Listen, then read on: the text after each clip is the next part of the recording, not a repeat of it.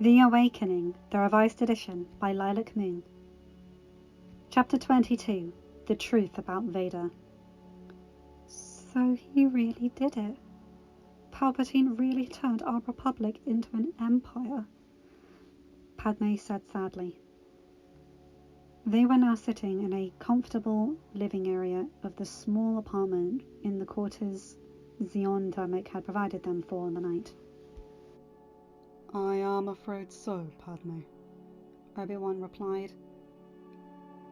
Yes, I was forced to flee Mandalore as well, or face execution. That's how I found myself on Tatooine with Obi-Wan, thanks to Master Windu letting me know where he was, Satine added, as she held their sleeping daughter. Luke and Leia listened to everything intently, as they sat with their parents. Even Han was intrigued by the stories of the Clone Wars. He couldn't help but be fascinated, since he was about 7 when the Clone Wars broke out, and he had grown up hearing the stories. He refused to admit it, but now that one of his childhood idols sat before him, alive and well, he was a little starstruck. Everyone who remembered the Clone Wars knew about Anakin Skywalker, the hero with no fear. He was responsible for saving countless lives and landing huge victories against the Separatists. Han remembered how upset he was when he was just 10 years old and had learnt that Anakin Skywalker had supposedly been killed, along with his secret wife, Senator Padme Amidala. He remembered the stories being all over the HoloNet for weeks, and now that he was face to face with his childhood hero, he wasn't sure exactly how to act around him. Still, he listened to every word because he was secretly fascinated. But what about the other Jedi? What happened to everyone? Anakin asked. Obi-Wan had been dreading that question. Anakin, we were betrayed. The clone army was never really under our control. Palpatine had an ability to take control back at any time. He executed Order 66, and the clones turned on their Jedi commanders. Most in the field were killed by them. Master Yoda, Mace, and I were the only ones that managed to escape that I know of. And Rex is the only clone we know of that defied his programming. Obi-Wan replied. Anakin was silent for a moment, trying to manage the grief he was feeling. He hesitated in asking, but he had to know. And those in the temple? He asked. Padme placed her hands comfortingly on his shoulders. Vader stormed the temple with a battalion of clones. No one survived. Obi-Wan replied quietly. And Master Windu? He came to me after Anakin was injured, Padme asked. Master Windu survived, and he's waiting for us on Yavin 4, along with Owen and Beru. He had to take them there after he saved them from the stormtroopers that were headed to the farm, looking for R2. Obi-Wan said, Why does the Empire want our R2? Padme asked. Because I hid the plans for the Death Star in him, Leia answered. The Death Star? Anakin asked. It's Palpatine's ultimate weapon. A space station with enough firepower to destroy a single planet with one blast. They have already demonstrated its power on Alderaan, Obi-Wan said. Alderaan? They destroyed Alderaan? Padme asked in horror. Yes, I'm afraid so, Padme. Obi-Wan replied. Padme turned to Leia and took her in her arms. Leia gratefully accepted her mother's embrace. So that's it. It's you, me, Snips, Master Windu, and Master Yoda are all that's left of the Jedi, Anakin said sadly as he turned to Rex. And you defied your programming? Anakin asked. Rex smiled. A wise Jedi once told me that I may be a clone, but I'm not a drone, and I always have a choice. I'm afraid my brothers weren't imparted with such wisdom, Rex replied. Wait, you mean those guys in the white armor are clones? Luke asked. Yes, and technically I am too. But when Order 66 was initiated, I fought it, because I didn't believe in what it was telling me to do. I'm not a murderer, despite what I was originally programmed to do. But your father is the reason I was able to fight it. Because he treated me like a friend, and not just another look-alike soldier, Rex explained. Thank you, Rex, for looking after our Luke for all these years for us, Padme said. He smiled. It's been my honour, my lady. He is one great kid, Rex replied. Yes, he has become an exceptional young man, and since there are so few of us left, I feel it is imperative that we train Luke, Obi-Wan said. Anakin smiled and nodded. I am getting too old for this sort of thing, Anakin. I think you should train Luke, and then when he is ready, he will make the journey to Dagobah to seek our Master Yoda as part of his trials, Obi-Wan said. Anakin nodded and Luke smiled at the prospect of training with his father. Yeah, you are getting old, but aren't you going to train Annie when she gets old enough? He asked. We haven't made a decision on that yet, Satine replied. Obi-Wan smirked. Her count is high enough, but Satine isn't crazy about it, Obi-Wan replied. Well, she's still young, and that leaves us with questions of Leia's training, Anakin said. Me? But I'm not like Luke, Leia replied. Anakin smiled at her. Yes, you are, and you feel the Force just as strongly as he does. Haven't you always been able to feel certain things and read people exceptionally well? He asked. She nodded. Is that why I used to see you in my dreams when I was a little girl? She asked. He nodded. That's exactly why. I take it you probably take after your mother, and you want to continue in politics. If you are anything like her, which I'm positive you are, then you're probably a fantastic diplomat. But if you want me to, I can at least train you in the basics. It can be up to you how much you want to learn, Anakin told her. She smiled. I'd like that, she said. So, I'm really going to train to be a Jedi? Luke asked excitedly. That's right, if it's what you want, Anakin replied. Of course! Luke exclaimed, making Anakin chuckle, before turning to Obi-Wan. He had one more question, one they were both dreading.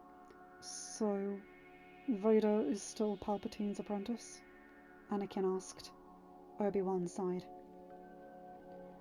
Yes. Just after Mace Windu left for Polis Massa with you and Palpatine. With you and Padme. I confronted him on Mustafar. He had just finished killing the Separatist leaders when I intercepted him, and a battle between us ensued. Obi-Wan began. Did you feel anything? Anakin asked cautiously. No. I'm afraid there are no redeeming qualities. I'm sorry. Obi-Wan replied. Redeeming qualities? Why would you care about Vader? Leia asked, her eyes blazing. You didn't tell them? Anakin asked. I thought that would be a little overwhelming. Obi-Wan replied. What about Vader? Did you know him before he was put in that suit? Luke asked. Suit? Anakin asked. Vader was severely burned in our fight on Mustafar, almost beyond recognition. He is now more a machine than man, and has to live inside a life support suit. Obi-Wan said. Padme put her hand to her mouth. I don't understand. Why aren't you telling us about Vader? Luke asked. Tears began to fall down Padme's cheeks. Oh, Annie! Padme cried, as Anakin pulled her into his arms. Anakin took a deep breath as he looked at the expectant faces of his two children. Not long after your mother and I were married, she discovered that she was pregnant. I was fighting in the Outer Rim and had been away for nearly 3 months. The night before Obi-Wan and I finally returned to Coruscant, your mother was abducted.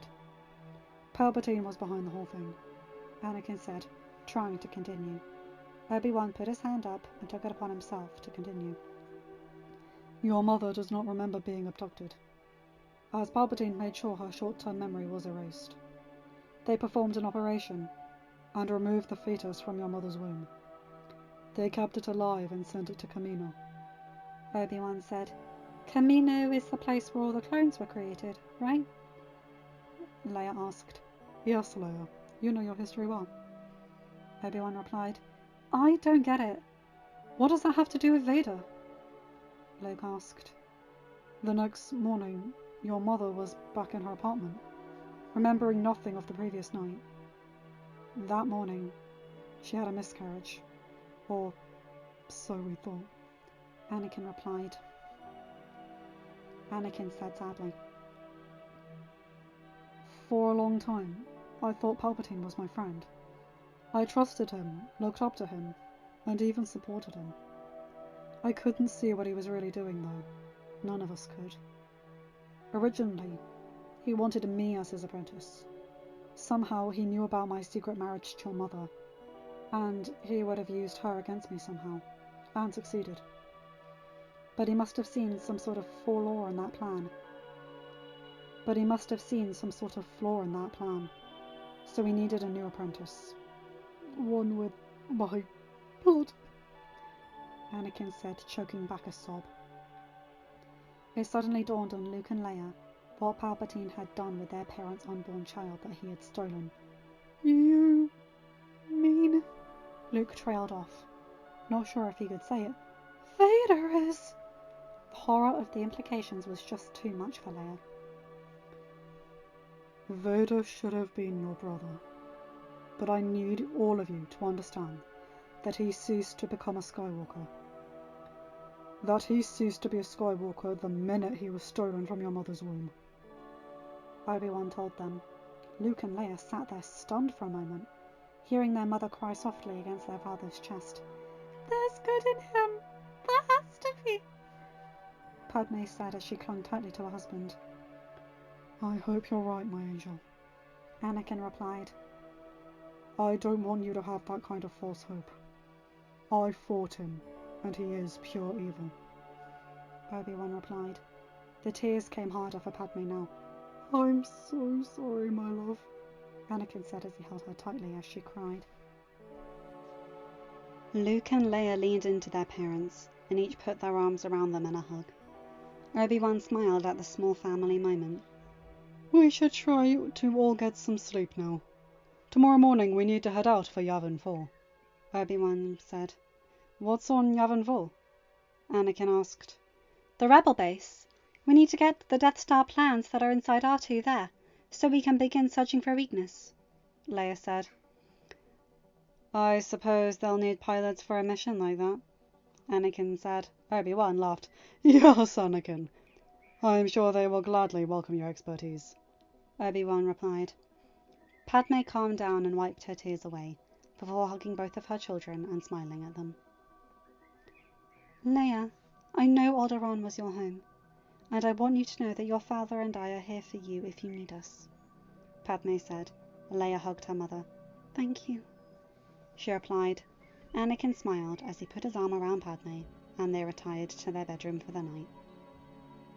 There were 3 other rooms left. Leia took one, Obi-Wan and Satine took another. Rex and Luke shared the last, while Han opted for the large sofa and Chewie bunked down on the floor cushion. Some time later, Anakin smiled as he watched his wife brush out her curls, while sitting by the window. There was nothing out there to see but rain, and even if there had been, he would always find her much more interesting than anything. Lightning flashed and thunder boomed every once in a while, but Padme looked happy now, and that was all that mattered to him. Obi-Wan had informed him earlier that he and R2 had to crash their ship in order to make the galaxy believe that he and Padme were really dead, almost 18 years ago. He chuckled at her earlier reaction, when she had found out that Obi-Wan had salvaged some of their clothes, meaning mostly hers, and a few of their personal items, which Satine had kept safe for her all these years. She had been absolutely giddy when she found out that he had salvaged her keepsake box containing his old Padawan braid and the Japor snippet that he had made for her. She had brightened considerably, and it had cheered her up immensely. "You're laughing at me," she chided playfully. He came behind her and wrapped his arms around her waist. "I'd never laugh at you. I just love seeing you happy, especially with everything we've been through," Anakin replied as he kissed her bare shoulder. "I still can't believe it, Annie." They're all grown up. We missed everything, she said sadly. Hey, we have not missed everything. We can still be a family. Palpatine won't take any more away from us. Not this time. We're going to stop him now, and make him pay for everything he's done. I promise. Anakin told her as he wrapped her up in his arms. I love you so much. And now we don't have to hide it anymore, he told her. I know. Now we can finally be open about our marriage. And no longer have to hide our love, just like we always wanted. And we have 2 beautiful, amazing kids. I love you too, she replied as he leaned down and pressed his lips to hers. The kiss grew deeper and their lips moved passionately over one another's. Anakin lifted her into his arms and carried her to the bed. The next morning, Padme was in the kitchen, cutting some fresh fruit that Zeon Termek had provided them, along with some pastries for a quick breakfast before their departure. Everyone gathered around the table and Padme sat down with them. Obi-Wan, I want to thank you for retrieving my keepsake box from my ship all those years ago, and to you, Satine, for keeping it safe for me. It really means a lot to me, Padme said. You're very welcome, Padme. We knew that I had something very special inside, he replied. Padme nodded and touched the Japor snippet around her neck. That's beautiful, Mum. Where did you get it? Leia asked. Your father gave it to me. He made it for me when he was just a little boy, Padme replied, smiling at her husband. Han got up from the table after finishing and motioned for Chewie to follow. We're gonna have to go prep the ship. We'll be leaving soon, Han said. R2, go with them and help them check the ship over, Anakin said. R2 whirred obediently. Look, I don't need this little rustbucket's help. I got it, Han replied testily. I wasn't doubting your abilities, Captain. But you will be carrying my family aboard your ship, so I'm only taking extra precautions, Anakin replied, calmly. Fine, whatever. Come on, Han said as he motioned for R2. You know, I don't know why you have to be such a nerf herder, Leia said, standing up. She had about had it with the captain's attitude. Look, your worship, I'd love to stand here and argue with you all day, but I've got important things to do. So why don't you go do whatever little princesses like you do and mind your own business, Han replied. Why, you no-good scoundrel, Leia screamed. Han simply rolled his eyes and left for the docking bay. Padme giggled a little to herself. Boy, did they sound familiar. She looked around at the other 3 men and wasn't surprised to see they hadn't quite picked up on anything. Satine smiled quietly, indeed noticing what Padme had noticed. When she and Annie had first met again, she had been rotten to him. She hadn't meant the nasty things that she had said, but at the time she was trying to push him away, thinking about that the feelings she was having would go away too. They, of course, hadn't done anything but strengthen, and as they had tried to push each other away, they had only succeeded in driving themselves right back into each other's arms. She remembered Anakin telling her how Obi-Wan and Satine bickered terribly too, almost at a ridiculous level. If Padme was right, then she suspected her daughter was a little attracted to Captain Solo, and was angry with herself for it, just like she had been when she had found herself having forbidden feelings, and highly attracted to a former Jedi Padawan, whom was now her husband. She suspected Leia was angry at herself for being attracted to a rugged space pilot for hire, and that the captain was also frustrated with himself for being attracted to a privileged young woman like Leia. The attraction was there, but it would be interesting to see where it went, if anywhere at all. With pondering those thoughts, she turned her attention to the conversation at the table. After everyone was finished, they packed up and headed for the docking bay. Han finished checking the underside of the ship, while Goldenrod, as Han had deemed him, was loading their things. Suddenly the blast doors opened and about a dozen stormtroopers entered. The Empire had tracked them down. Great, just what we need. We've got company, Han called to his passengers as the stormtroopers raised their blasters. Freeze! They called. Luke, get your mother and sister on the ship! Anakin ordered. Obi-Wan ushered Satine and Annie up the ramp before drawing his lightsaber. But what about... Luke stopped when he felt the lightsaber on his belt fly off and into his father's hand. and he looked on with wide eyes. He knew he was supposed to get on the ship, but he wanted to see his father in action for the first time. I thought these guys used to be on our side, Anakin quipped. Either that or we used to be on their side, Obi-Wan quipped back. Right or left? Anakin asked. Ahsoka rolled her eyes. Some things never changed. Right, Obi-Wan answered. Good, I always liked the left better, Anakin replied, as they began blocking the blaster bolts. Rex drew his blaster and started firing, while Padme stood near her children. Annie, I need a blaster, she called. Anakin would have preferred she just get on the ship, but he knew her better than that. Using the Force, he pulled a blaster from one of the troopers' hands and it flew into Padme's. Luke watched in amazement as his mother began firing, picking off 3 troopers instantly. Anakin flipped into the center of a cluster of them and swung his lightsaber, taking several down at once. They finished the last of them, just as more began to crowd through the door. Obi-Wan took down several dozen more, before ushering Luke and Leia up the ramp. There's too many! Obi-Wan called as he waved Ahsoka and Rex up the ramp. Go! Anakin called as he grabbed Padme's hand. As they and Obi-Wan ran up the Falcon's ramp, and Han quickly closed it. Obi-Wan strapped in and Anakin headed for the cockpit. The ship lurched as it received fire, as Han took off. He blasted out of the hangar and through the rainy atmosphere. Several TIE fighters swarmed around them, and the ship rocked as it took another hit. Damn, I just can't shake 'em, Han said as the ship was rocked with another hit. Let me take the controls, Anakin said. You're not flying my ship. Han fumed. If you want to live to fly your ship another day, then you'll let me get us out of this, Anakin argued back. Han threw up his hands and switched to the co-pilot chair. Anakin quickly put on the headset and started flipping switches and taking controls, as if he knew the ship like the back of his hand. He then began weaving through the oncoming fighters. What do we have tailing us? Anakin asked.